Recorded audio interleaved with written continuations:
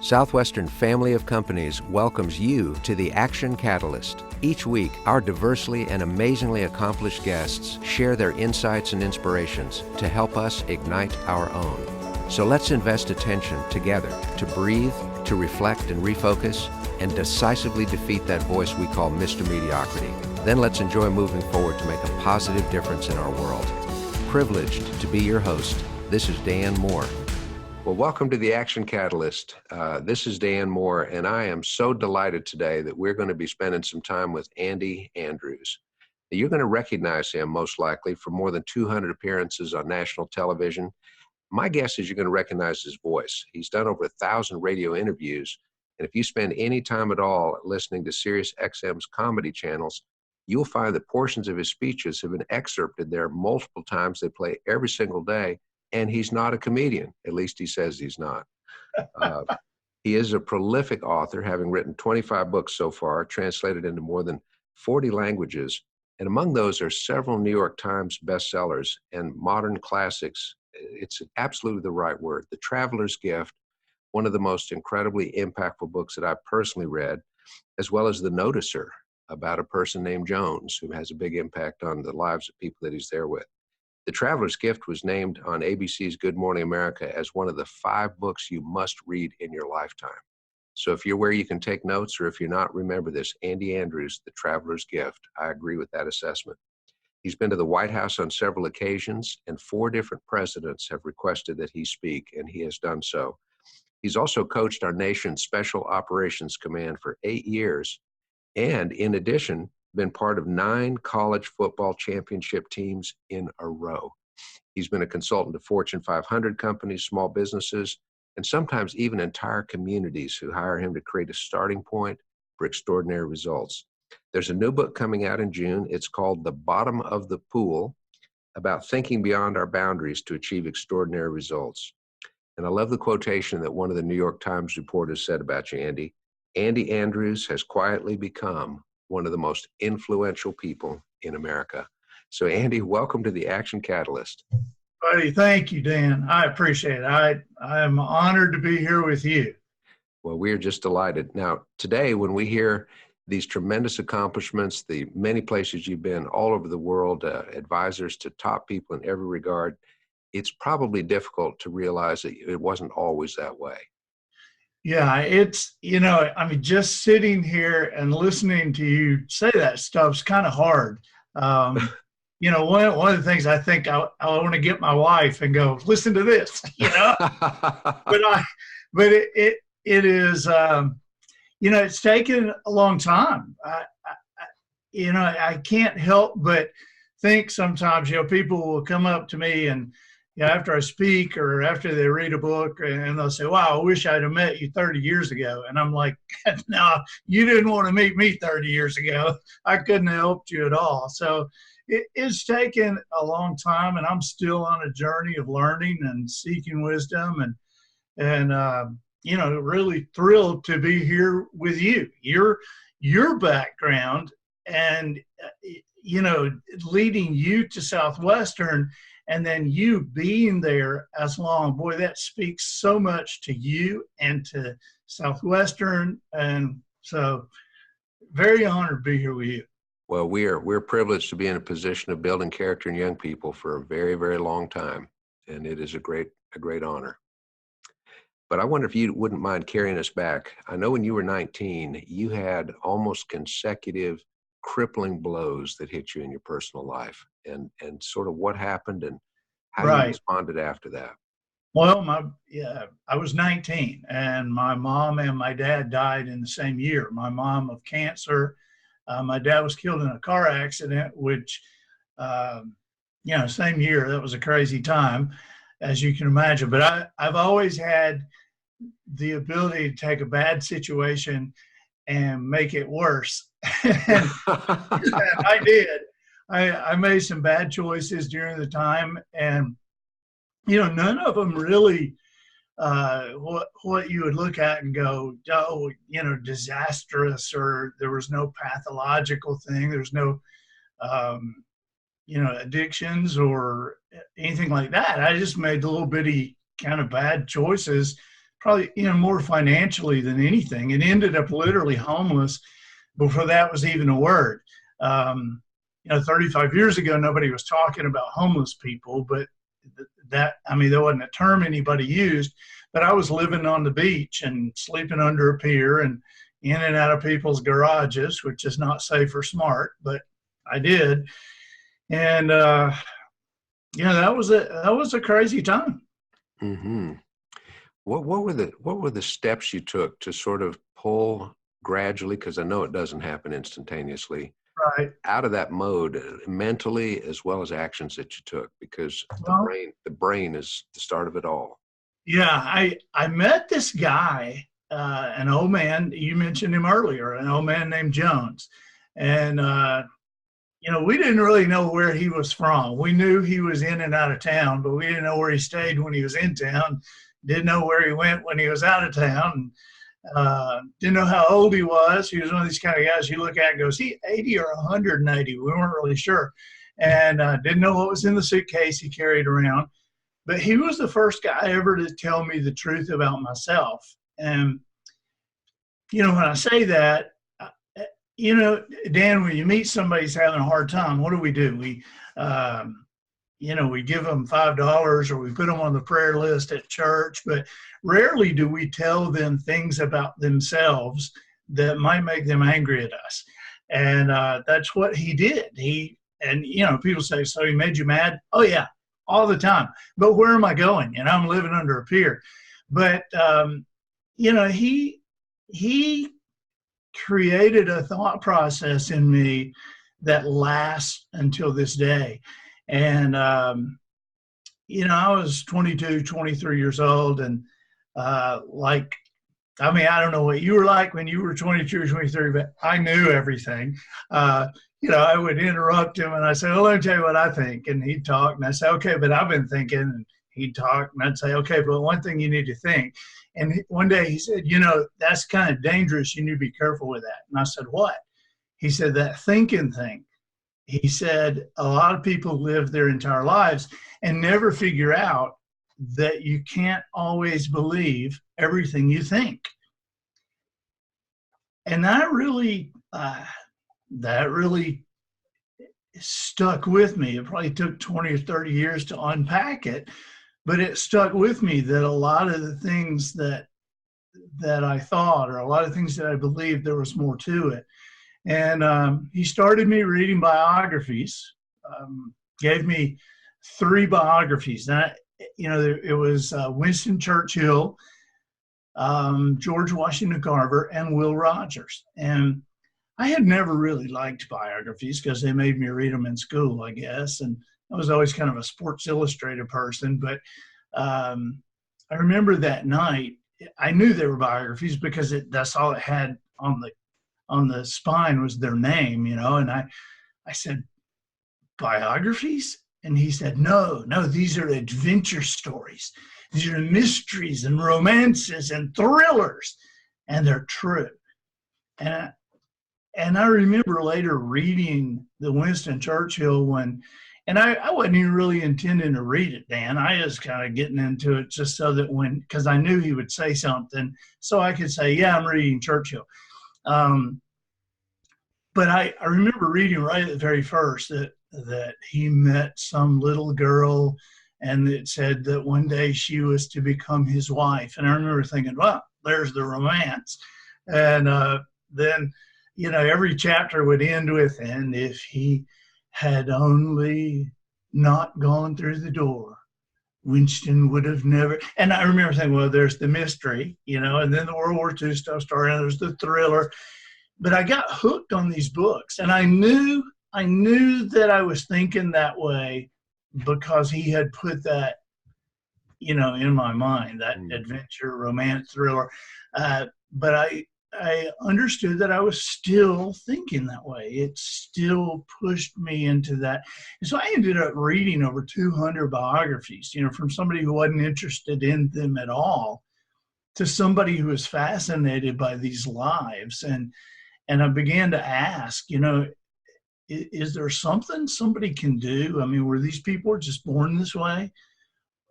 because I knew if they were born this way, that I was just out of luck.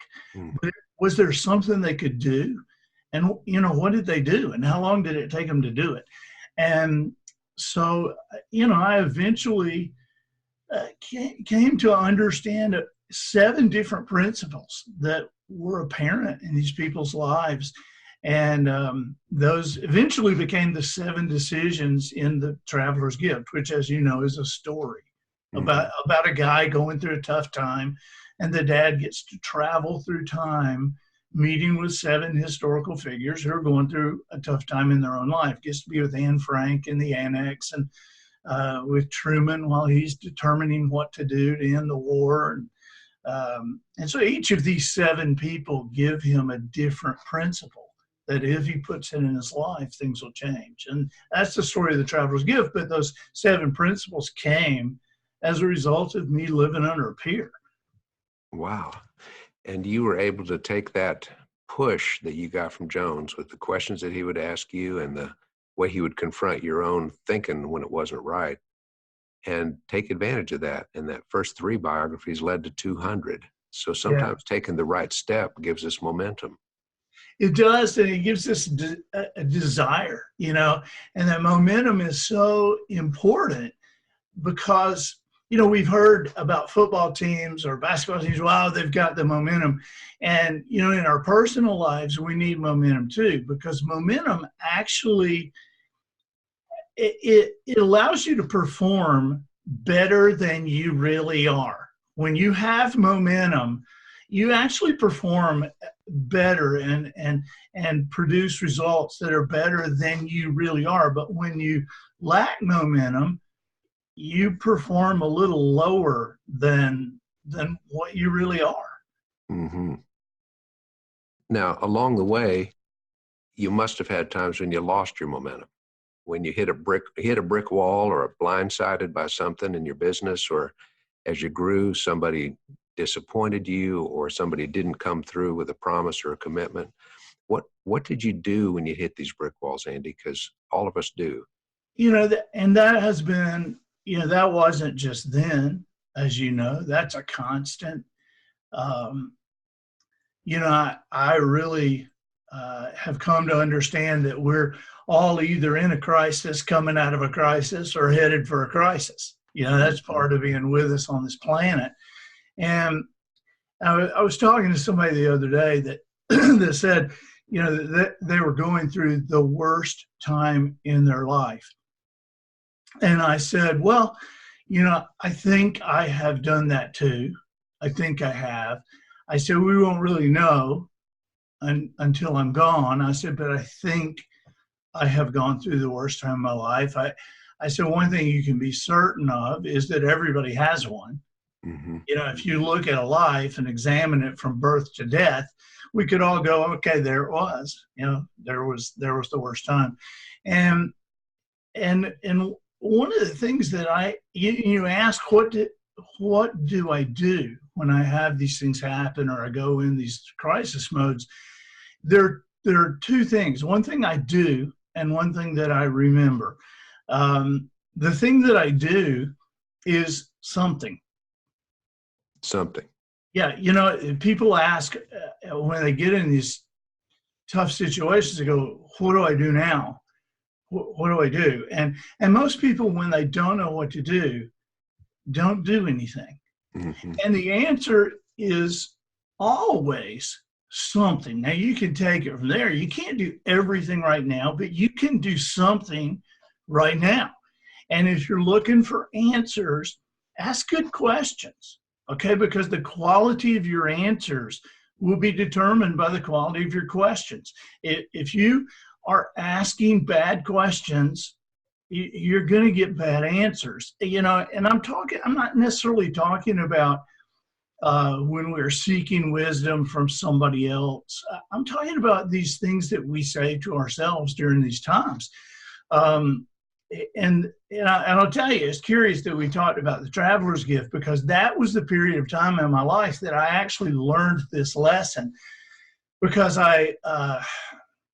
a lot of people don't know this. And I'll tell you something about the Traveler's Gift before I tell you this, is that the Traveler's Gift, it's sold over 1 million copies in the United States, millions around the world. It's still the second best-selling book in the history of South Korea. and the answer is Harry Potter, if you want to know. I tell you this not to brag about the book. I tell you this because the little secret about the book is 51 publishers turned this book down. Over a period of 3.5 years, 51 publishers said that what I had written was not worth putting on paper. And so when you think about the success that the book has had, and you think about 51 experts and all that time, but I look at this, Dan, and I realize I probably extended the period of time that I had to wait on this book by asking bad questions of myself. I would ask questions like, well, is this book just not as good as you think it is?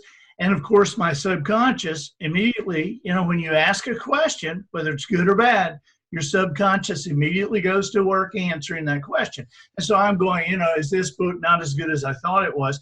And my subconscious immediately goes, well, you moron. Of course, it's not as good as you thought it was. If it was as good as you thought it was, somebody would have published it by now. You're embarrassing yourself. You're embarrassing all your friends by sending this out and saying you need to back up and reassess. I mean, that's what my subconscious is saying. And so that, I'm asking questions like, well, is this just not what God wants me to do? And, my subconscious is going, what do you want him? Come down and burn a bush for you?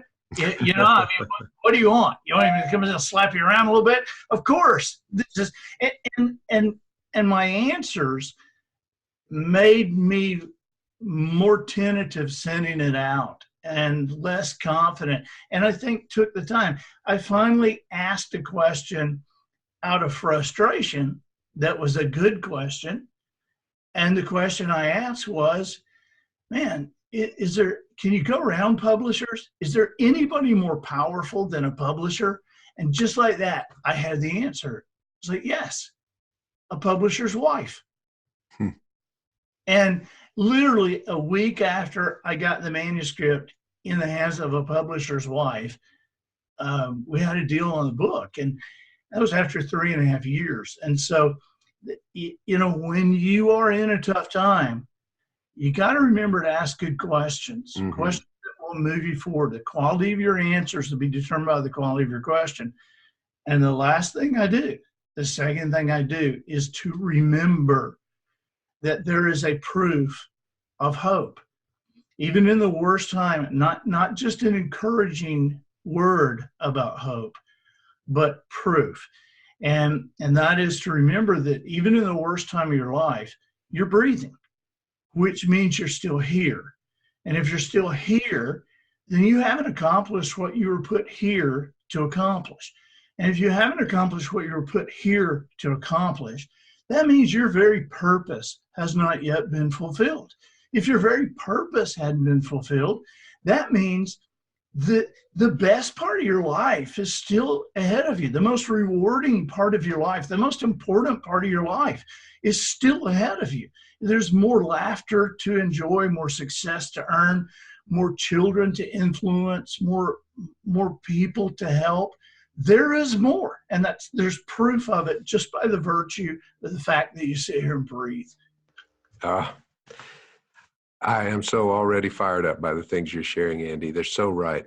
I want to ask you one about when you take good questions. A prime example of a poor question would be, why is this happening to me?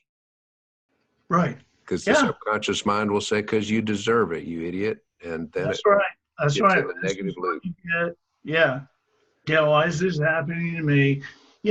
It's just like, why am I overweight? Why can't I ever lose weight?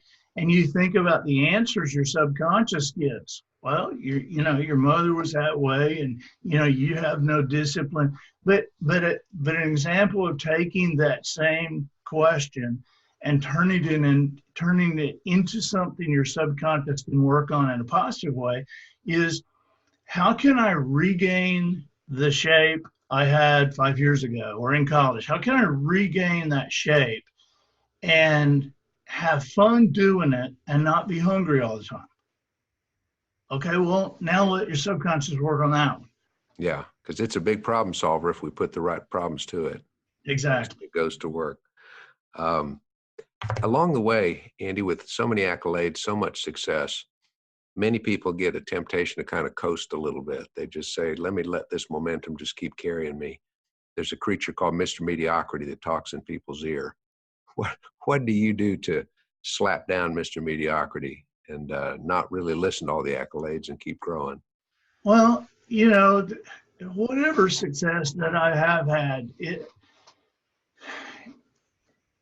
people sometimes say, well, what was your big break or whatever? And I've never really had one. It's been a slow, incremental process. And, honestly, I still feel a lot of the same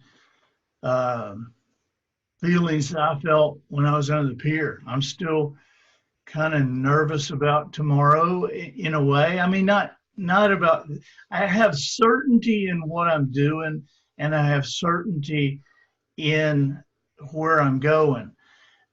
But there is still this little voice in me that I have never even tried to banish that says, come on, get up, wake up, start running, let's go. You can't waste daylight. And so I've watched the careers of some other people. And I remember one time I loved this book. This book was like a life changer for me. And so loving the book, I was very interested in the author. And so I bought the next book, and it just kind of, I thought it was kind of a rehash of the first book. And then I bought the next one, and I thought that was just, and I stopped getting them. And I've watched some people that have hit upon something and then stayed with it and quit learning. And I don't want to ever be that person that,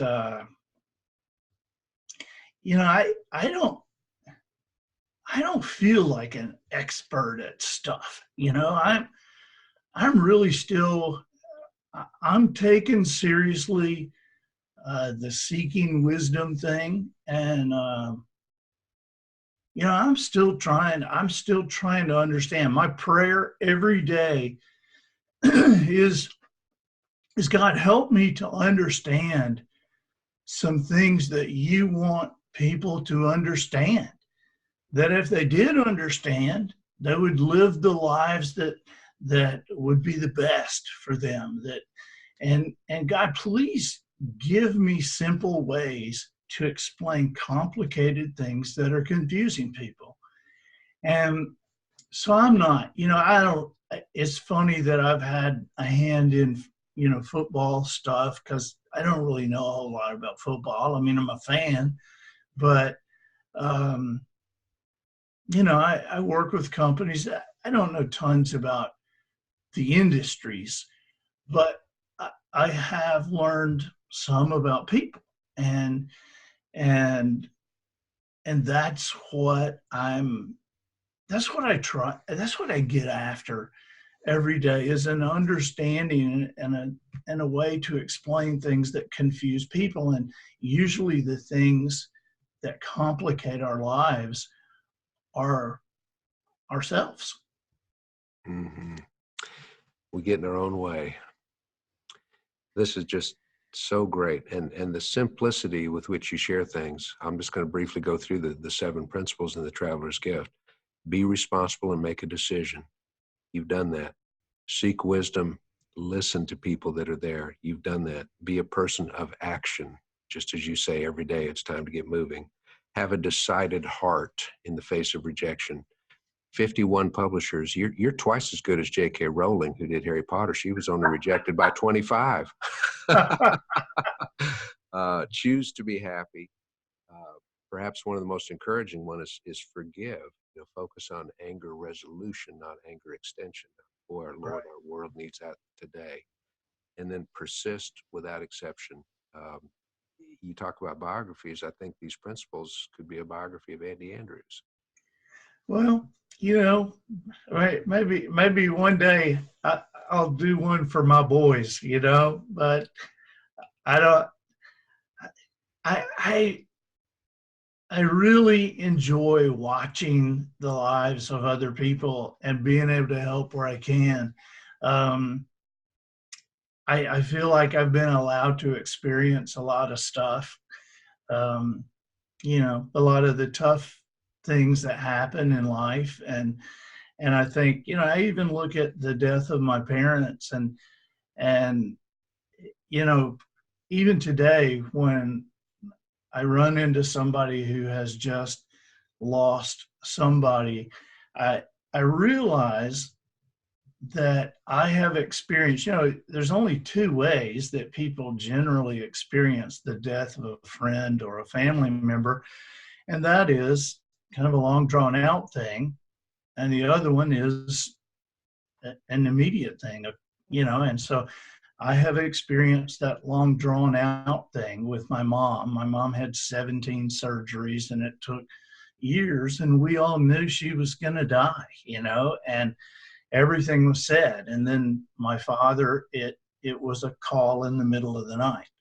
And so I feel like I've been allowed to experience a lot of different things so that I can relate to a lot of different people. And, it's an odd thing, Dan, because I run into so many different people that have had so many different issues. And Jones told me one time, he said, it's not answers people need so much, it's perspective, because perspective about their situation brings calm, and calm leads to clear thinking leads to ideas, and those ideas can lead to appropriate action. Mm-hmm. And so I'm trying to give perspective in situations. Right. If we could ever just zoom the lens out enough to see that there's more to it than what we're just so micro-focused on. That's true. To be able to see the past very clearly and to let go of the things that don't matter, and to be able to project those into the future with the things that we have going and the things that we hope for with our families and that we desire professionally. It's effective if you can. That forgiveness one. Boy, if there is one of them that when I work with companies or teams, if there is one of those things, one of those 7 principles that has more bearing on people's lives, on their relationships, on their professional production, it's that one. I used to think that forgiveness was like a knighthood, something I would bestow upon some lucky person that, came crying and begging me to forgive them. Then maybe I would if I felt like it and if I thought they deserved it. But, 30 years of research, and I can't find one expert or one book to tell me for one person to forgive another person, that person has to deserve it or to ask for it, or to even be aware that it's happening. Now, I'm not talking about the spiritual forgiveness. I'm talking about that from one person to another person. And I have found that forgiveness, it is not only a spiritual commandment, it is a personal decision. It's not an emotion. we treat it like an emotion, which is why it drags us around like a dog on a leash. But you can actually choose to forgive. And there's so many times, I don't know if you're like me, but so many times in our lives that we have, been laying awake at night and thinking about that guy and what he said and what we said and what we would have said if we'd have thought about it for a minute and what we will say when he walks around the corner tomorrow. And this guy's across town sleeping peacefully, unaware that we're even bent out of shape.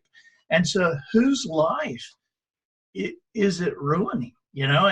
And sometimes I talk about this and people say, oh, what? So they're just going to get away with it?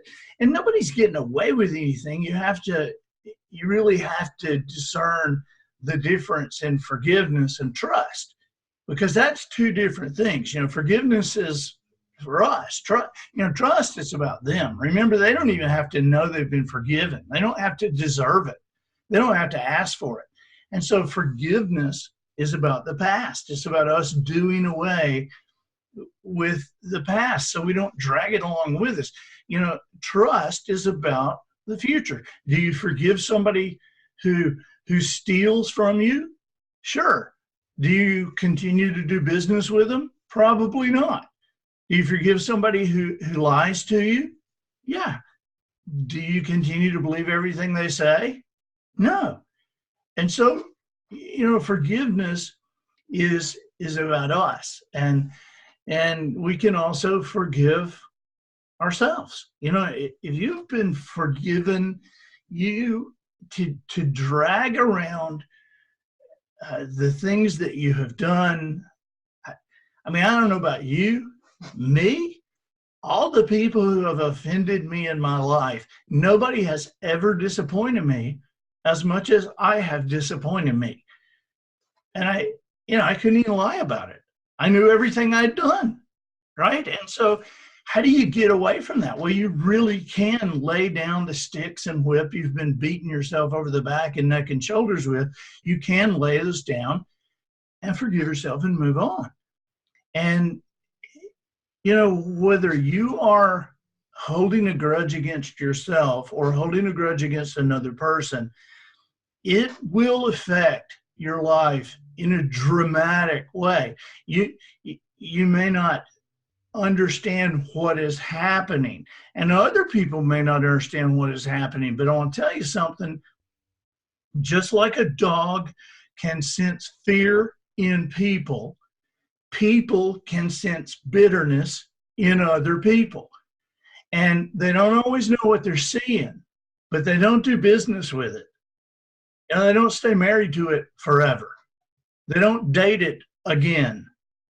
And so that bitterness is something that you do have control over. I can change that in my life. I can let that go. Mm-hmm. That is incredible insight about forgiveness. If we stop swimming in a pond, we stop moving, we're going to sink. And we're swimming all the time with a concrete cinder block tied to our leg until we cut it loose. And that's what forgiveness lets us do. That's right. Andy, that is so brilliant. I can't believe how fast time with you goes. I wish we had 15 episodes of the Action Catalyst to share with our listeners. Can I just say from my heart, thank you. Call back anytime you want. Well, the impact that you've had on so many and personally on me, I'm so inspired when I think about Joshua Chamberlain. Anytime I need a little extra courage when I'm out of ammo, it's such a fantastic story. And I appreciate you sharing that. Thank you. Hey, we've got a brand new thing besides the book coming out. We've got The Bottom of the Pool that's coming out, and we've got a brand new website that is just unbelievable. A lot of people are participating in it, and it's called Wisdom Harbor. And that's Wisdom, Harbour. There's a U in it. It's not me, it's you. So it's not mine. It's ours. I love it. Wisdomharbor.com, and there's tons of docs in there that you can visit and be a part of. It's very cool. Well, I plan to be on that today, and that's thanks to you. Andy, thank you so much for being part of Action Catalyst, for being the encourager you are and the liver of life that you are. Thank you, Dan. Honored to be with you. All right. Next time. Thank you. Bye-bye. Thank you. If you enjoyed this podcast, please make sure to subscribe. To stay updated on everything that the Action Catalyst is up to, make sure to follow us on Facebook and Instagram at Action Catalyst and Twitter at Catalyst_Action. Thanks for listening.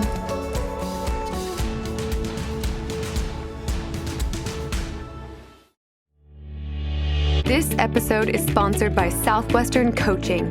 Southwestern Coaching has helped over 12,000 people increase their incomes by over 25% on average. As a successful salesperson, you know the importance of increasing your sales, but sometimes you might just need a little extra push and accountability to meet your goals and grow your business. Southwestern Coaching will help you increase your income through one-on-one sales and leadership coaching tailored specifically to your needs. Together, we will elevate sales. To schedule your free one-on-one business action planning session with a Southwestern coach, go to www.southwesternconsulting.com/action catalyst.